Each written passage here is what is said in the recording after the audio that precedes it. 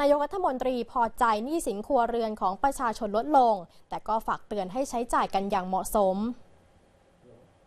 พลโทสรรเสริญแก้วกำเนิดโฆษกประจำสำนักนายกรัฐมนตรีกล่าวว่านายกรัฐมนตรียินดีที่ได้รับทราบข้อมูลจากศูนย์วิจัยกสิกรไทยว่าหนี้สินครัวเรือนของไทยลดลงเป็นครั้งแรกในรอบ 11 ปี โดยเมื่อปีที่แล้วสัดส่วนหนี้ครัวเรือนต่อผลิตภัณฑ์มวลรวมภายในประเทศหรือ GDP ลดลงจากร้อยละ 81.2 เหลือร้อยละ 79.9อย่างไรก็ตามแม้หนี้ครัวเรือนลดลงแต่ภาระหนี้สะสมยังคงอยู่ในระดับสูงซึ่งอาจจะส่งผลกระทบต่อการบริโภคและกำลังซื้อ